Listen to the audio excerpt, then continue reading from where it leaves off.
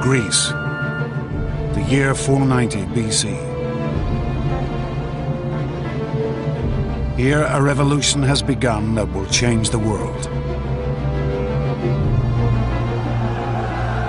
In a moment of chaos and anarchy, the people of a tiny state named Athens have seized control of their city and established democracy for the first time in history. But now this tiny state will face a greater challenge. Athens will be pitted against the greatest power of the day, the tyrannical Persian Empire. In a contest spread across land and sea that will last over a decade, Athenian democracy will be tested in the crucible of war.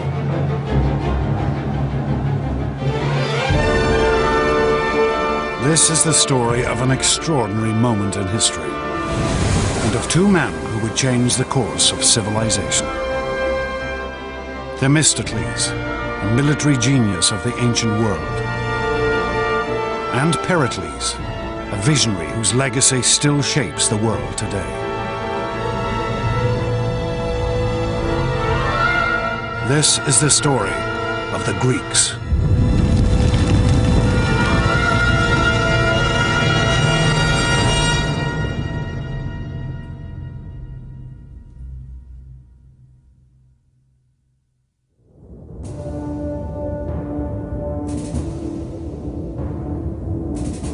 (490 BC). A lone figure runs across the mountainous terrain of Greece.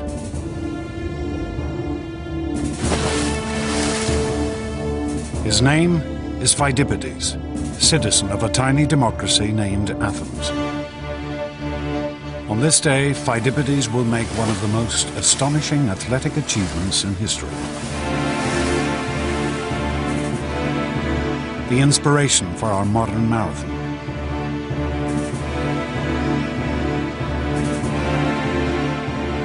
But Phidippides' quest is not for glory, but survival. His homeland is about to be conquered by the mighty Persian Empire.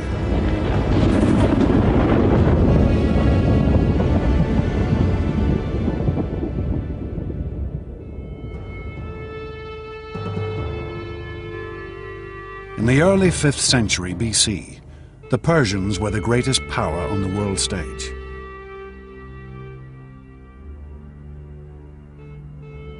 Their vast empire stretched from India in the east to Turkey in the west. Now, out on their western frontier, the tiny state of democratic Athens was gaining power. This was a threat that the Persians would have to destroy. The Persians lived in a culture of unbending tyranny.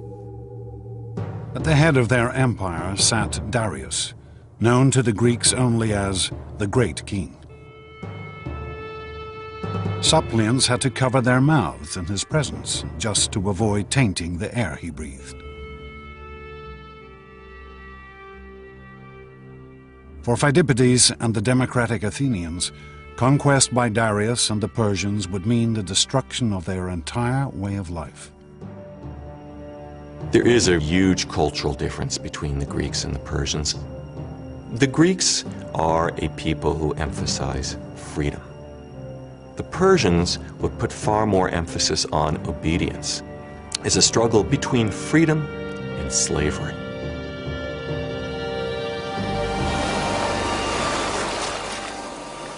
The Persian force landed at a sandy bay called Marathon, just 26 miles from Athens. News of the invasion spread through the streets like wildfire. This was a city without a standing army. Every male citizen would have to come to the defense of his state. The poorer citizens have spears, sticks, bows and arrows, whatever weapons they can find. But the heart of the Athenian force would be the hoplites, men who could afford heavy bronze armor, a shield, a spear, a sword. The Athenians would field a small but determined force. That's probably the first time in the history of the Athenian state that the entire population had been mustered. And for them to field 10,000 hoplites out of a citizenry that might have only been 20 or 30,000, it's a level of involvement that's astounding. But as they faced the Persians on the battlefield, the Athenians held out little hope of victory. They were outnumbered by 2 to 1.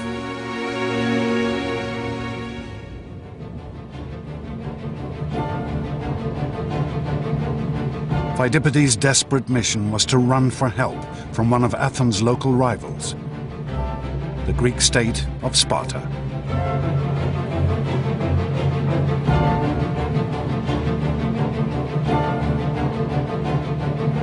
Even as he ran, Pheidippides must have imagined the horror that his fellow Athenians now faced.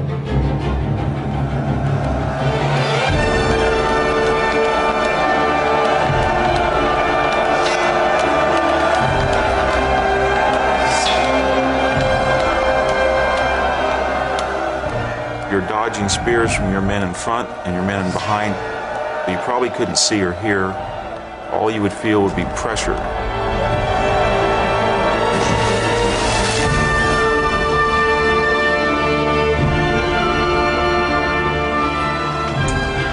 You wouldn't see the sword plunge that took one of your testicles off.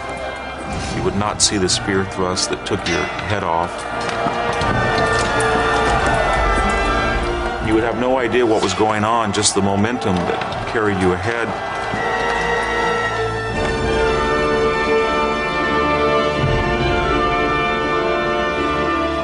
All you would be aware of is that you had to push forward and keep stabbing and keep on your feet, and you would hope that everybody else would do that. Pheidippides' run was to become the stuff of legend. Fired by the terror that his fellow citizens were being slaughtered, he ran 140 miles in just 2 days.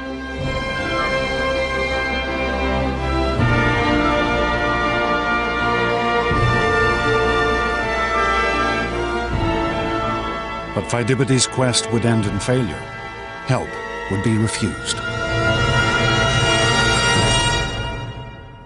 He was left only with the knowledge that his fellow Athenians would have to fight alone.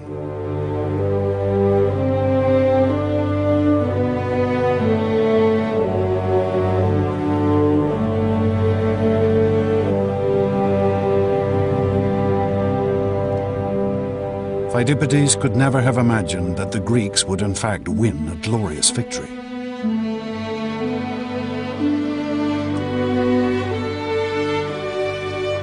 The Athenians had rushed at their foe in a headlong charge, and the Persians had scattered in the face of their assault.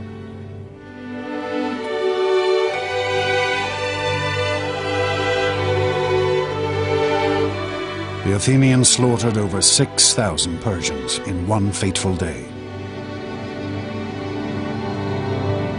The world's first democracy had survived its first great test. Every Athenian knew that he had voted to fight and that this reflected the majority vote of the citizens, and that was not true of the Persians. Whatever you want to say about democracy, it fields the most patriotic, enthusiastic, and often large armies. The Athenians returned to their city to celebrate their victory.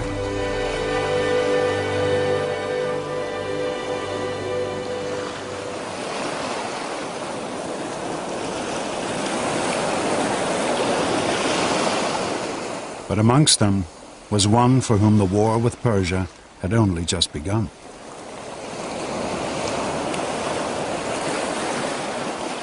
An Athenian general named Themistocles.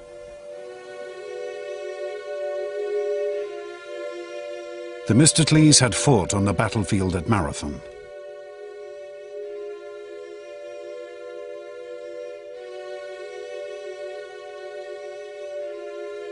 he was typical of a new generation of Athenian leaders, a man who had risen to power through democracy. Themistocles is a fascinating character, very much an example of the effect of democracy in Athens. It's relatively clear that he doesn't come from the inner circle of the landed aristocracy that traditionally had ruled in Athens. There were stories told about his feeling rather touchy about the fact that he hadn't had a traditional aristocratic upbringing, for example, in music and poetry. In fact, that might have given him a spur to show that he could do as well as someone who had gone to all the right schools, as it were.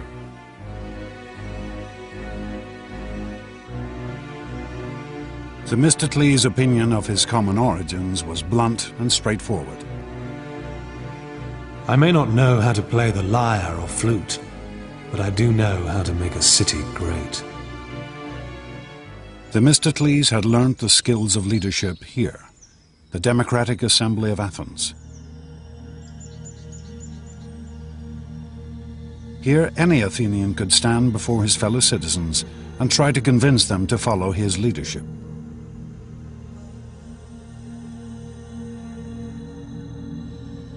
From this very podium, Themistocles would now show himself to be one of history's greatest leaders, the savior of his city. For Themistocles alone recognized that the Persians might still be a danger, and that next time victory for the Athenians might not prove so easy. Themistocles realized that the Persians, if they came again, it would be in a way that made sure that they weren't going to be defeated by land again. There was no way that the Athenians could rely on traditional hoplite fighting technique. Themistocles began to form a bold new strategy, employing the most advanced weapon of the day, the trireme.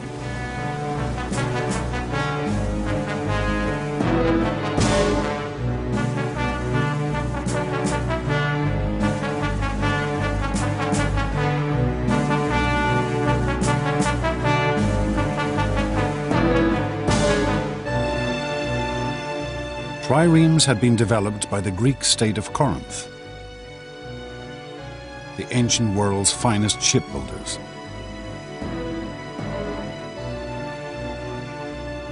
Stacking 170 oarsmen on 3 levels, their combination of lightweight and raw power gave them astonishing speed and maneuverability. There was nothing else like them on the water. In contemporary terms, a trireme is a missile. The object of a trireme is to ram the enemy ship. It is a very narrow, very light, very sleek, and very fast weapon. But these triremes were also exceedingly expensive. And Themistocles' vision of a vast Athenian navy might never have come to pass if it had not been for one stroke of luck.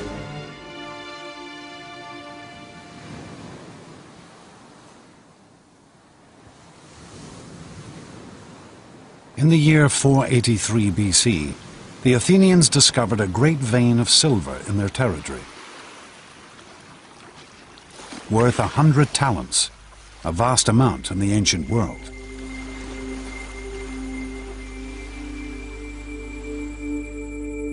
The Athenians wanted to divide these newfound riches among themselves. But then Themistocles stood up in the assembly. He wanted to spend the money on ships. But he also knew that this would be a hard proposal to sell. And so Themistocles played a complex bluff. His argument is not that the money should be used to build a fleet against Persia, but rather it should be used to build a fleet against Athens' local rival, the Greek city-state of Aegina. The reason Themistocles does this is that he knew it would simply be too upsetting to remind people of the Persian threat. It's a difficult argument to make and a tribute to his political skill that he's able to do it.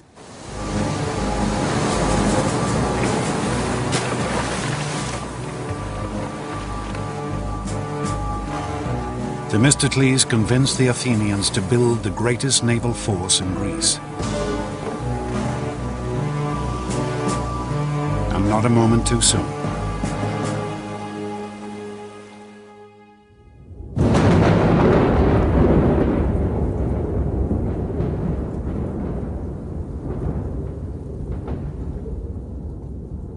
The great Persian king Darius died in 486 BC. And his son Xerxes assumed his father's throne. Xerxes' first action was to vow vengeance for his father's defeat at the hands of the Athenians. On my father's behalf, and on behalf of all my subjects, I will not rest until I have taken Athens and burnt it to the ground. As an imperial power, the Persians cannot allow small regional states like this to beat them with impunity. Xerxes began to gather his forces. He conscripted troops from every corner of his empire.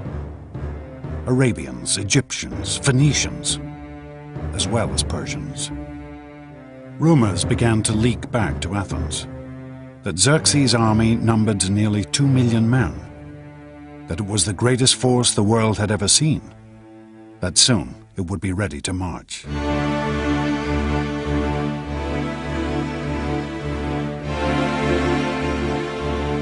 And then finally, in the spring of 480 BC, news reached Athens. The Persian army had set out for Greece.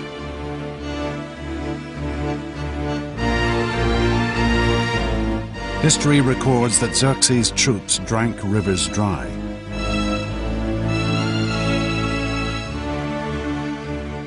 Trampled fields to the raw earth,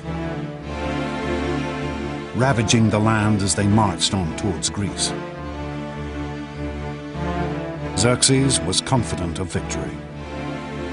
We shall so extend the empire of Persia that its boundaries will be God's own sky, so that the sun will not look on any land that is not ours. When the Greeks realized that the Persians were invading again, terror gripped the whole country. For the Athenians, who knew that they would be Xerxes' first target, it seemed that this could only be the end. As panic gripped the city, they turned desperately to their gods. They sent a messenger to the oracle to find out their fate.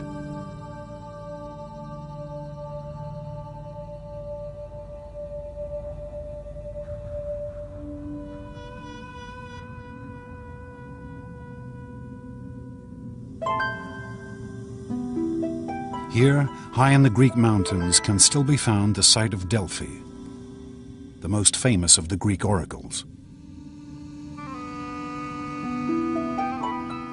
Built around a vast chasm in the mountain from which a sacred spring still flows. Here the Greeks would come to discover their future.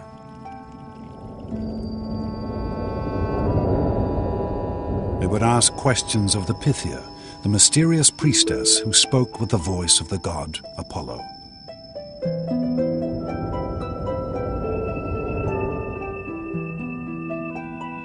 People came from all over the Greek world to consult Delphi, and sometimes came from outside the Greek world as well. It was considered to be the centre of the universe. The omphalos, the navel stone of the whole world, was at Delphi. People asked questions about their private life, which are just the sorts of questions people want answers to now. Archaeologists have discovered copies of the questions asked of these ancient oracles. Has Aristos stolen the wool from the mattress? Hermione asks, "What should I do to have useful children?"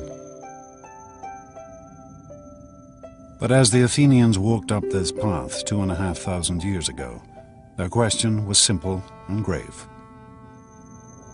What could they do to save themselves? The oracle's response could not have been more negative. Why sit you, doomed ones? Fly to the ends of the earth. All is ruin, for fire and the headlong god of war shall bring you low.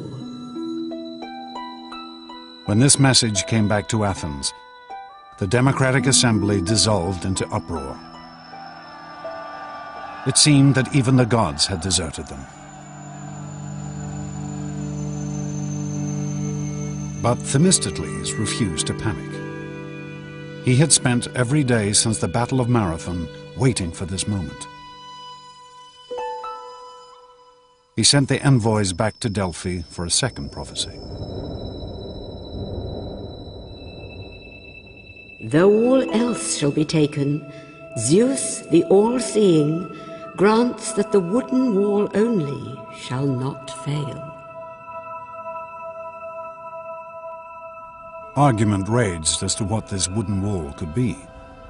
Some said it meant the stronghold at the center of Athens, the Acropolis. But Themistocles had a different idea.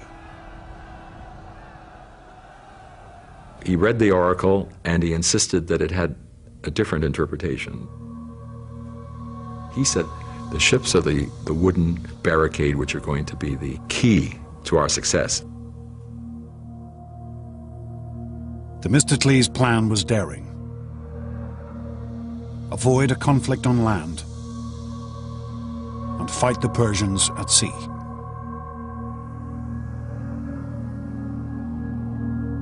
He ordered the evacuation of Athens for the first time in her history. This order for evacuation, carved into a stone tablet for public display, is still preserved, discovered in the back of a Greek coffeehouse. The Athenians shall send their children and wives to the village of Troezen. All the men should embark on the 200 ships that have been prepared to fight the barbarian. Themistocles ordered that his fleet of triremes should gather at Salamis, a tiny island off the Athenian coast. Themistocles' strategy is remarkable not only because it is innovative and because it is bold, but because it requires extraordinary self-sacrifice on the part of the Athenian people. He wants every man, woman, and child to leave their homes and possessions and to go into exile.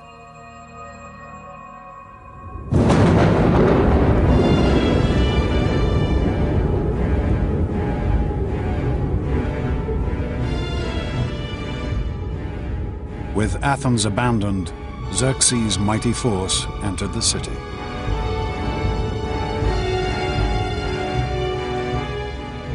The Persians march in and go up onto the Athenian Acropolis, the symbol of Athens. And they burn it.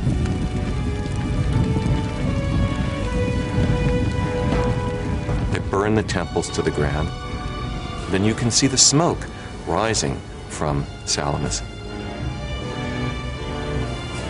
This would have been a devastating sight and a humiliating one. They would, in short, have seen their country occupied by a fearsome foreign invader. Surely they would have wondered if they would ever be able to go home again.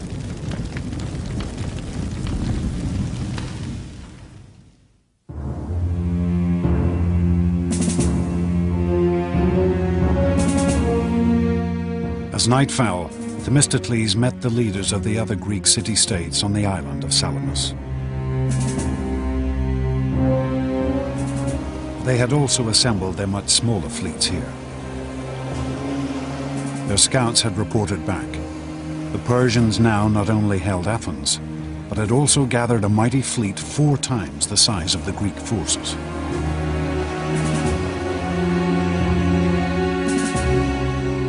But Themistocles' plans were laid. Themistocles sticks to his guns, and his plan is to defeat the Persians at sea.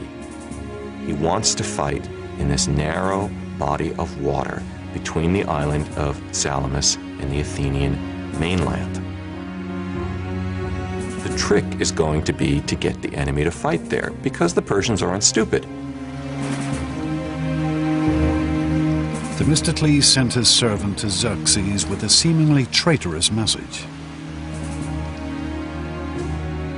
The Greeks are afraid and are planning to slip away. They're squabbling with each other and will offer no opposition. You have at this moment an opportunity of unparalleled success. So eager was Xerxes for a crushing victory, he was happy to believe Themistocles' ploy. Xerxes marshals his admirals, and they embark, and they spend the night rowing. They send a contingent along the eastern defile, the strait there. They try to block up the straits.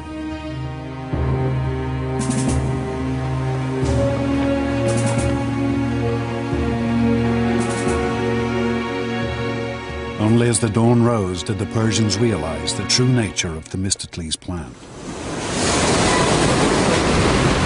They discovered the Greeks not in disarray, but ranged in a battle line across the narrows in front of them.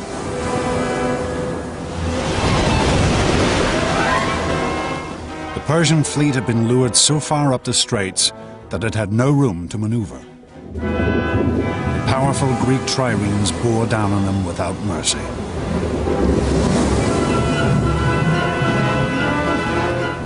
The Greek playwright Aeschylus fought in the battle and lived to tell the tale. We heard from every part this voice of exhortation. Advance, ye sons of Greece. From slavery save your country. Save your wives, your children save. This day the common cause of all demands your valor. The Greek forces smashed into the cornered Persian fleet.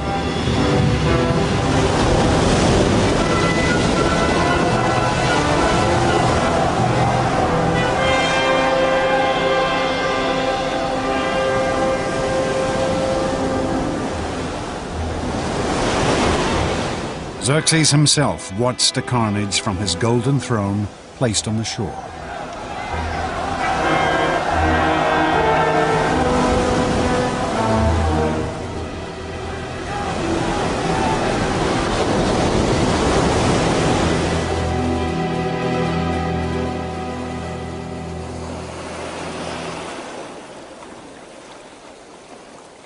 At the end of the battle, the Persians had lost 200 ships. For the Greeks, it was a stunning and conclusive victory. Victory at Salamis is tremendously important for Greece and for the Athenians. It breaks the Persian navy. The Persians can no longer guarantee that they can feed their army, nor can they guarantee the safety of the Persian king. He must immediately get back to Asia Minor while the going is good. In practical terms, the game is over, and the Greeks have won. Themistocles' triumph was complete. He had persuaded the Athenians to build a navy. He had convinced them to sacrifice their entire city to bring them victory at sea. His instincts had been proved right. He had defeated the greatest empire of the day. And he had now placed Athens in a position where she could build an empire of her own.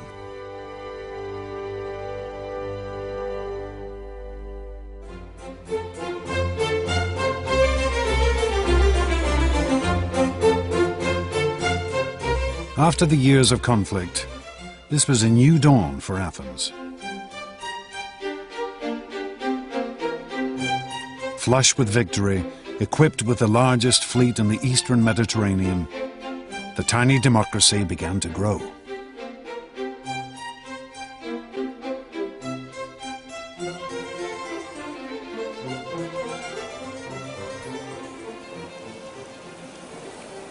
The Athenians are going to have naval superiority in the eastern Mediterranean, and that is how great their victory over the Persian fleet is.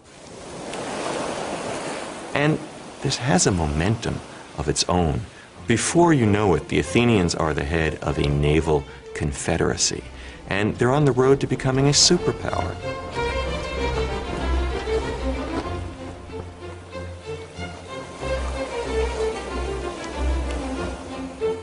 The Athenians founded the Delian League, an alliance of Greek states designed to keep the Persians in check. Its treasury was located here on the island of Delos, but the ruins still remain.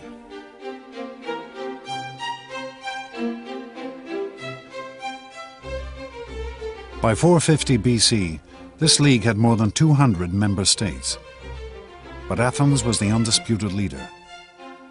The Delian League had become Athens' empire in all but name.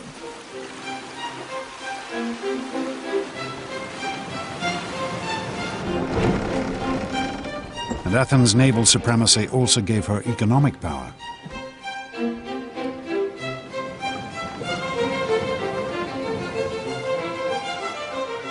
She became a city at the center of a vast trading network. Goods from all over the Mediterranean flooded into her harbors.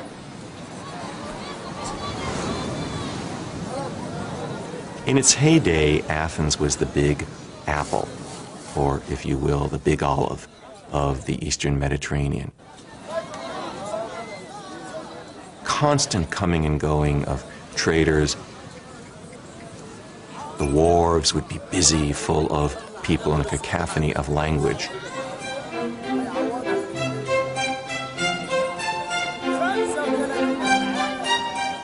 One contemporary author gave an account of the diversity of goods in the Athenian marketplace. From Cyrenia, ox hides. From the Hellespont, mackerel and all kinds of salted fish. Libya provides abundant ivory. Pagasae provides tattooed slaves. Carthage, rugs and many colored cushions.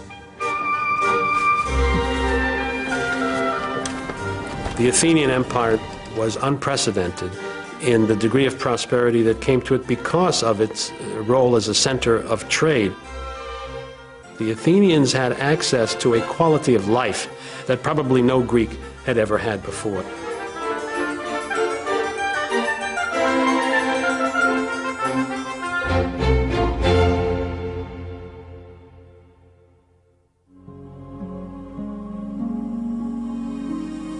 Athens' rise to economic and political supremacy occurred at lightning speed. After the Battle of Salamis, she became the dominant power in the Eastern Mediterranean in less than a generation. And at the city's heart still lay her unique system of government, democracy. A system of voting using pebbles, olive leaves, or the show of hands that decided every aspect of the city's government.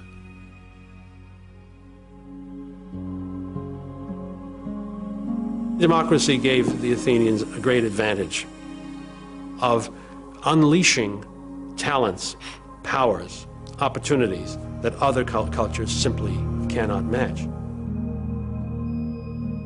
The Athenians keenly protected their democracy from any threat, foreign or domestic.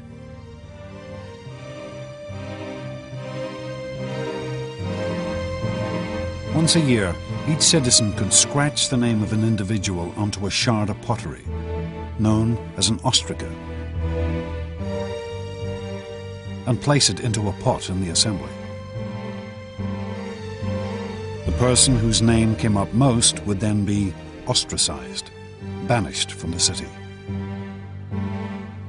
This was the Athenians' method of protecting their government, expelling any person they felt might become too powerful. But Athenian democracy could turn on any citizen, even its greatest war hero. Themistocles now found himself under attack. The threat was gone now. His raison d'etre has been taken away. This is something he can't understand.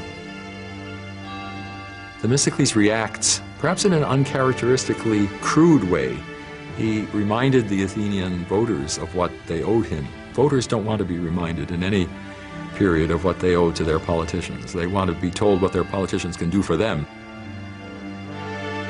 The Athenian people turned on the aging politician. Calculated, cruel, but deeply democratic. They ostracized the man who had led them to their greatest victory.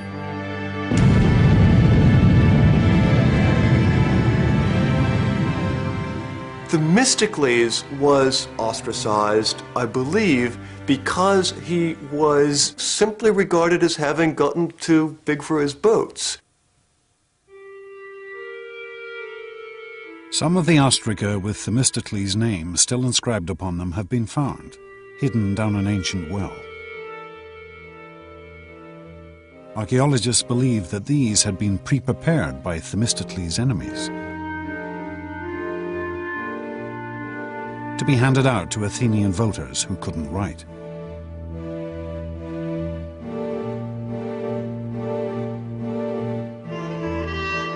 Themistocles never recovered from this humiliation. He was to spend the rest of his years wandering from state to state, finally dying in exile in Persia, the country whose defeat had been his greatest triumph.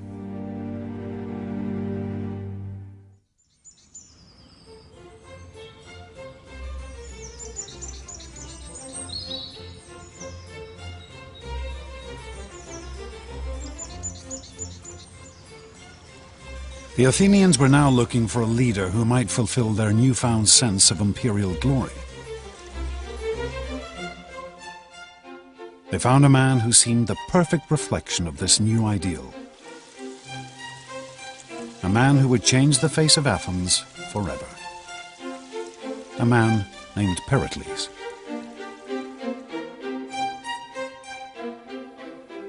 It's probably not a more important figure in the history of classical Greece than Pericles.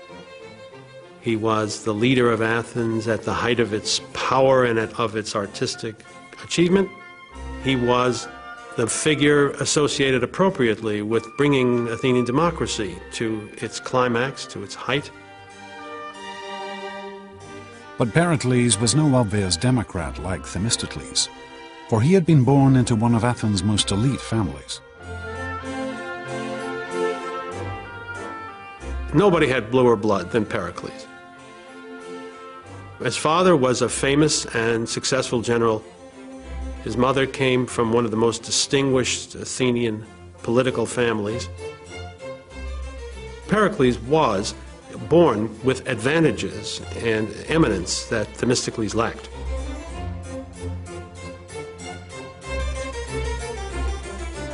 And perhaps because of his aristocratic origins, Pericles knew what the people of Athens now wanted.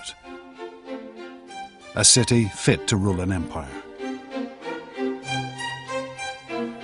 It seems clear that Pericles had in mind to create a city whose greatness would be admired by the people who lived there, by everybody else in the Greek world, well into the future.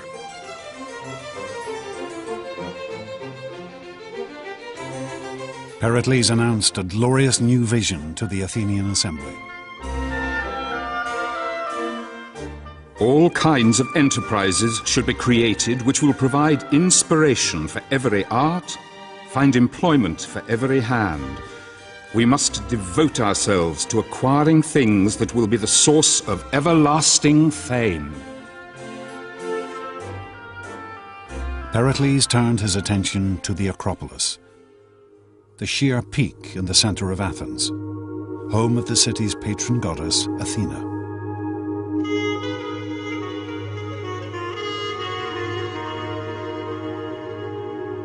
"20 years earlier, the Persians had burnt down the temples that stood here. Ever since, the Athenians had left these ruins untouched, as a memorial to those killed in the war.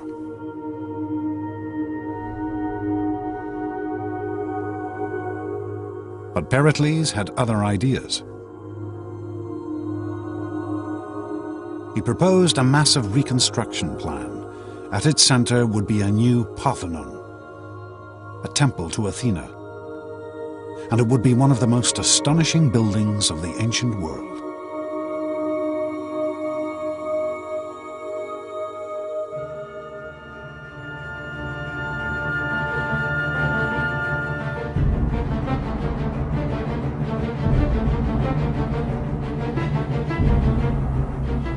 This new construction program was of unprecedented magnitude and expense.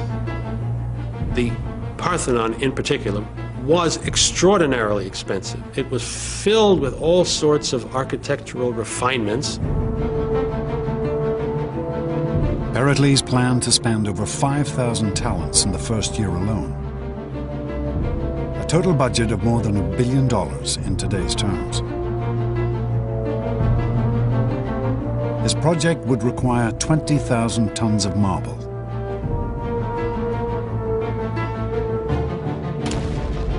The Athenian quarries at Mount Pentelicus, just outside the city, resounded as hundreds of workmen traced out and carved great blocks of marble from the mountain.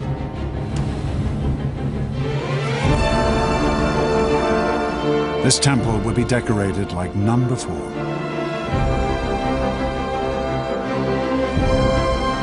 Sculptors and craftsmen were gathered from all over the Greek world.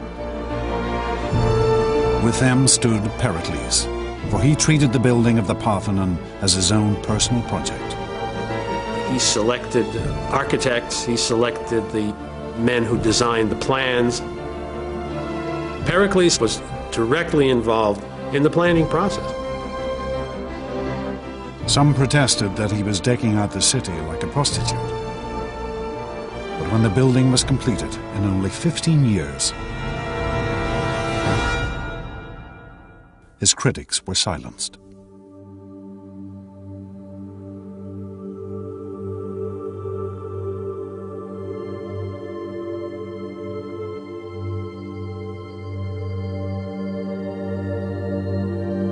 The Parthenon was and still is the most glorious symbol of Athens' empire. Here was the spiritual heart of the city, the mark of her wealth, power, and artistic genius.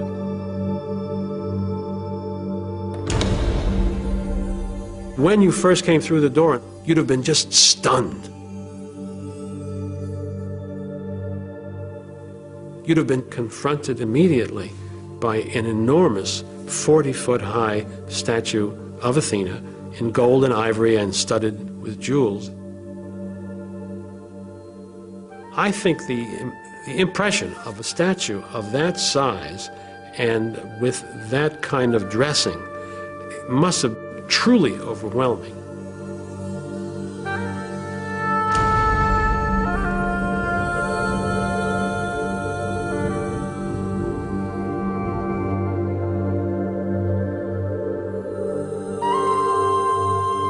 Pericles had embellished his temple like no other. Though this astonishing statue has since been lost to history, other treasures from the Parthenon have survived for over 2,000 years.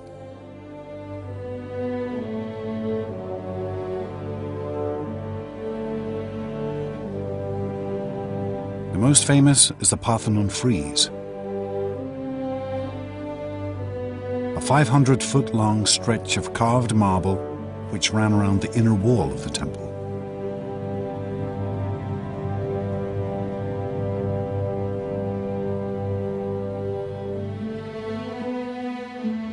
The Parthenon frieze is only 2.5 inches thick at its maximum depth, and yet in this space the sculptors carved rank upon rank of crowded figures, a great procession of Athenians, glorious and elegant. Here Pericles offered his fellow citizens a vision of themselves and their democratic state at the height of their glory. Democracy itself becomes heroized in that monument. It's a very democratic thing that wants to include all those citizens who participated in beating off the first great threat to democracy, which was from the Persians. These are ideals to which you can aspire.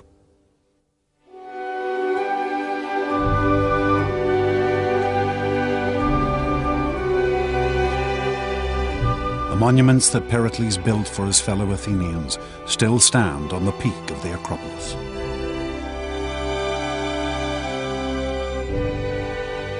They remain the most striking legacy of classical Athens, of one of the great empires of the ancient world. 20,000 tons of perfectly proportioned marble, carved to sub-millimeter accuracy.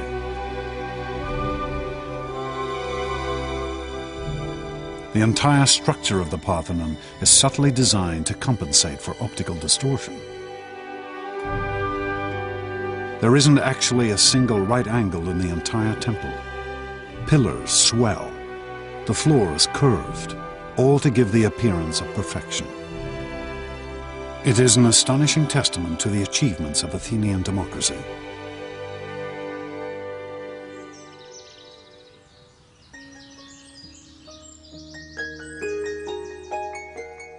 But Pericles was not simply concerned with astonishing construction projects.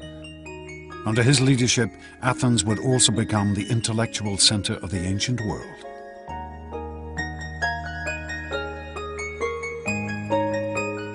The traditional center of Athenian upper-class life had always been the symposium, or dinner party, where guests would gather to eat, drink, and talk. In these years, Pericles played host to an astonishing generation of individuals. Figures whose achievements would shape Western civilization.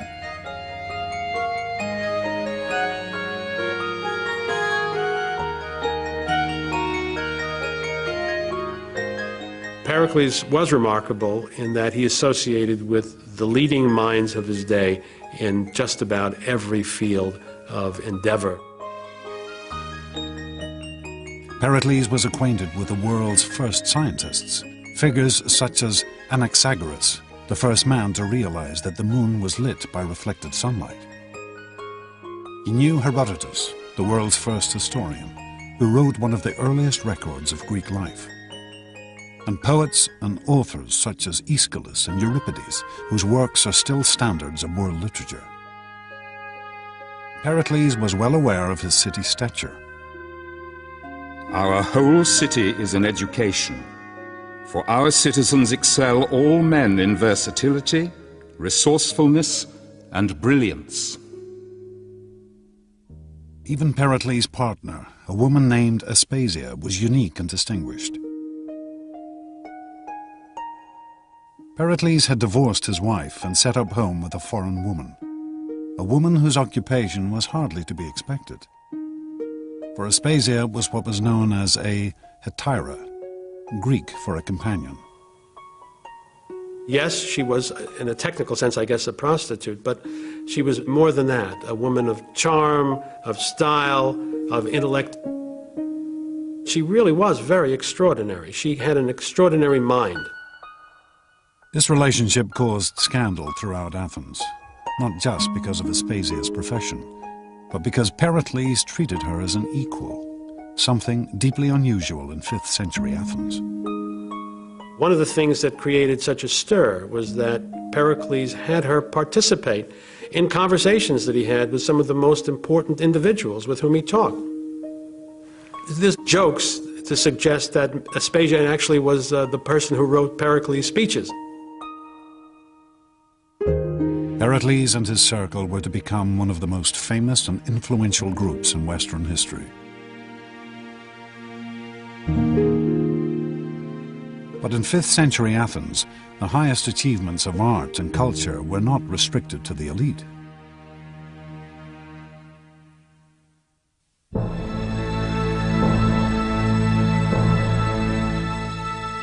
Here in the shadow of the Acropolis sits the world's first theatre. Twice a year, the Athenian population would gather here to watch a great festival, a festival of drama. Television, cinema, theatre, all owe their existence to this place. For here is the home of popular entertainment. There's one huge difference between the ancient theatre and our own, and that is that it was incredibly noisy. We hear stories of how, when they didn't like a play, the audience booed and they hissed and they actually got actors driven off the stage. But there's other stories that showed that when they were going with the story and deeply involved in it, they actually all collectively burst into tears. The favourite tales of the Greek stage were called tragedies. These were stories as shocking as a contemporary horror movie. The tragedies told stories of great men falling from their heights, losing everything they owned. Greek tragedy shows human beings, however able, however brilliant, however intelligent, quite unable to alter the destinies which have been decreed for them. These tragedies have fascinated audiences ever since. This 19th century painting shows the story of the mythical ruler Agamemnon, who was murdered by his own wife. Another tragedy told of King Oedipus, who gouged out his eyes when he discovered that he had married his own mother. These Athenians, natives of the greatest city in the ancient world, seemed to revel in seeing how frail greatness could really be. I don't think we can use Greek tragedy to tell us exactly what happened in reality. It's not a document of Athenian social life. But what it does do is take us directly and immediately into the psychological heart of those Athenian men. The kind of dreams and fantasies and fears and imaginary scenarios that they came up with in the theatre have to tell us just as much about them as any document of everyday reality could. Theatres were built in every major Greek city, in Sparta, Corinth, on the island of Delos, here in Delphi. Athens was the heart of a cultural revolution that would spread across the Mediterranean and echo around the world.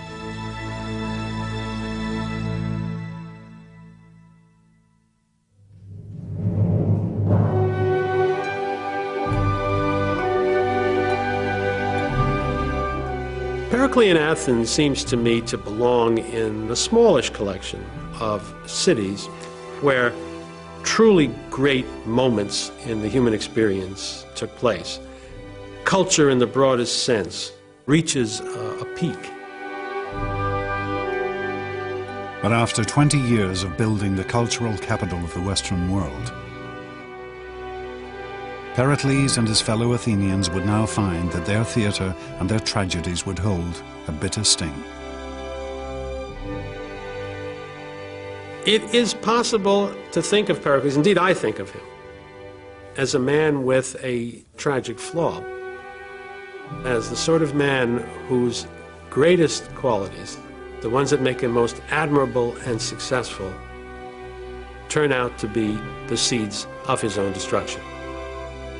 Ultimately, it can be said they lead to the destruction of the Athens that he prized more than anything else. In the coming years, Pericles would embroil his city in the greatest war in the history of classical Greece.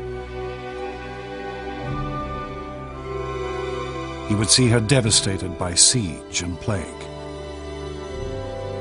And he himself would fall victim to a fate the equal of any tragic hero.